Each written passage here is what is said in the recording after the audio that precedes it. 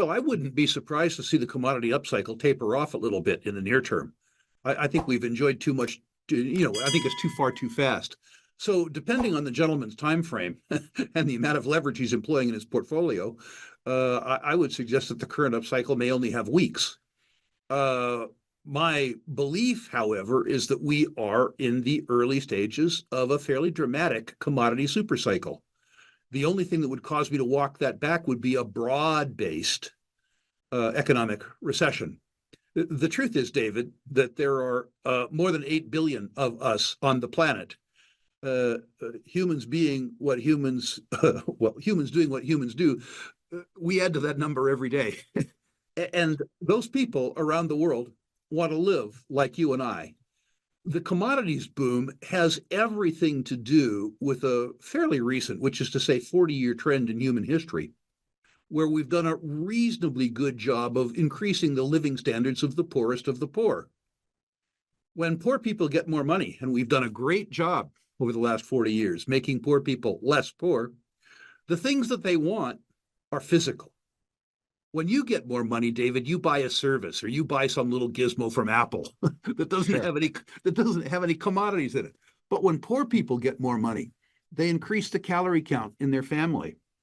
Their method of locomotion goes from barefoot to sneakers to a bicycle to a 50cc motorcycle to a Toyota Hilux.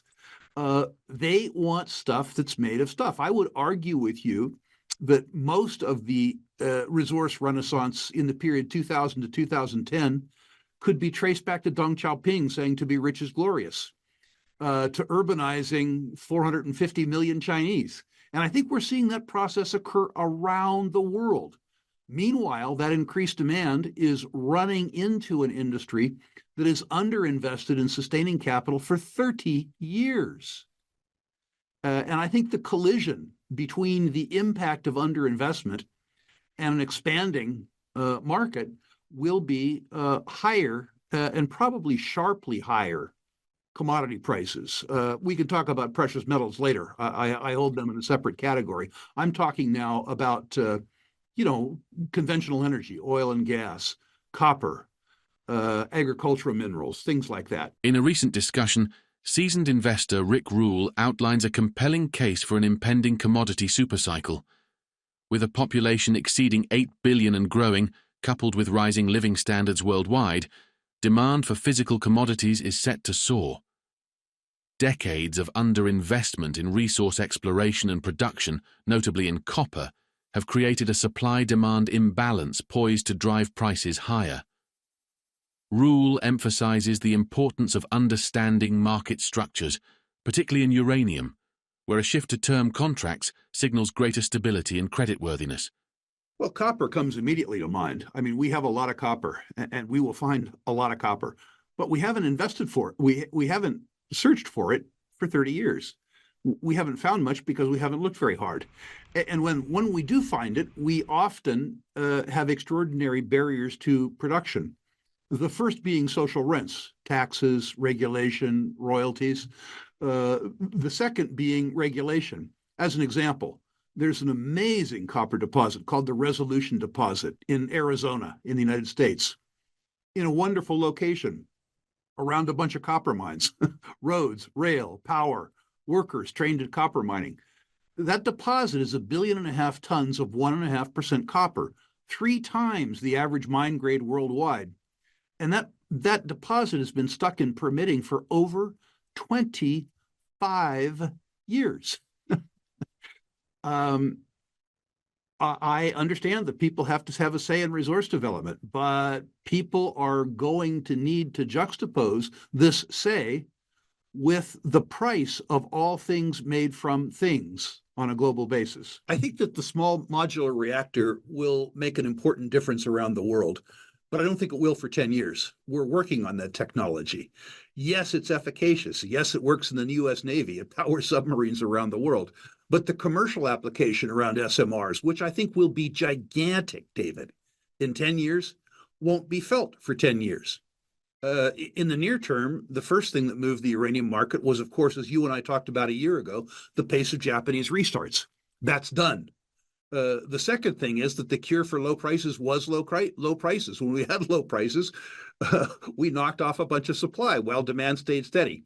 The impact of SMRs, the impact of the broader utilization of uranium through economies around the world, led, of course, by China and India, but including Korea, Taiwan, United Arab Emirates.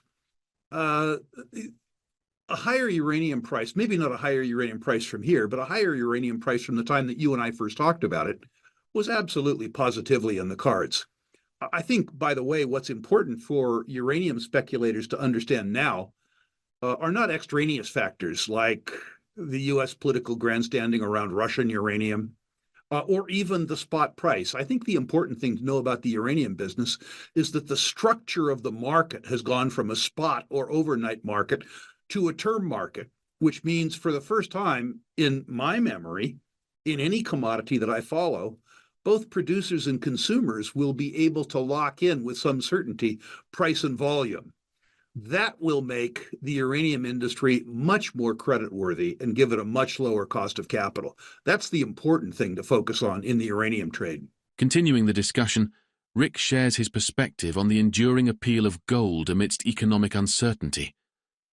Despite his own financial security, Rule expresses a preference for holding gold as a hedge against instability, advocating for a mindset that prioritizes peace of mind over wealth accumulation.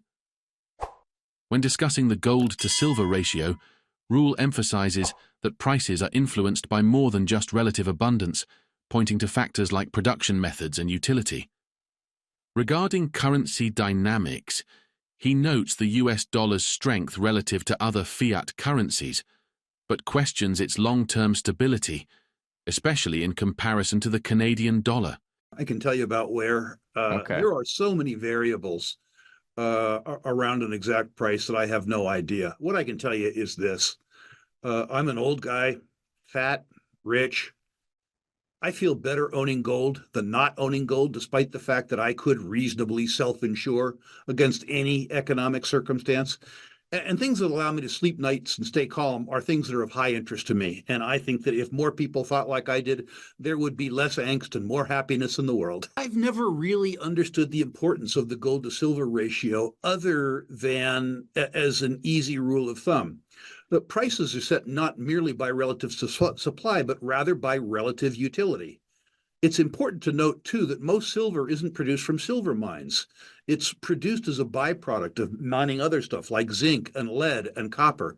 So I think it's important for the questioner to understand that there are a whole bunch of factors with regards to the disparity in price between gold and silver, other than merely their relative abundance in the Earth's crust. Well, gold has been doing well in currencies other than the US dollar for quite some time, as you know. What I like to quote when people ask me that question is a flight to quality. Now, I say that advisedly. I joke that the US dollar is the worst currency in the world, with the sole exception of every other currency. And I think what you're seeing is disintermediation from a whole range of currencies around the world, from the yen as a consequence of Japan Inc.'s balance sheet, to the ruble as a consequence of the fact that the Russians are spending more money than they're taking in, to the renminbi, to the euro. The US dollar is doing well only relative to other currencies. It's my own personal belief that the deterioration in the purchasing power of the US dollar for American citizens is much higher than that which is suggested by the CPI, which I don't believe is a cost of living index. So I don't think that the US dollar is doing objectively well in isolation. I think it's doing well compared to other fiat basket cases. I think if you're asking me the question, the US dollar relative to the Canadian dollar, I think the US dollar continues strong. American politics is insane until one views it in the Canadian lens. The idea that your budget will balance itself, or that there's no business case for the export of Canadian energy around the world when all of your trading partners want it, makes politics in my own country look sane. And politics in my country are not sane. So while the American dollar will be challenging for Americans, the American dollar will look like a safe haven for Canadians. Today, we delved into the insights of veteran investor Rick Rule, who offered a nuanced perspective on the commodity market and currency dynamics. From the potential for a commodity supercycle driven by global demand to the evolving landscape of currency values, Rule's analysis provides valuable insights for investors navigating these complex markets. As we conclude, we invite you to reflect on these key points and share your thoughts in the comments below.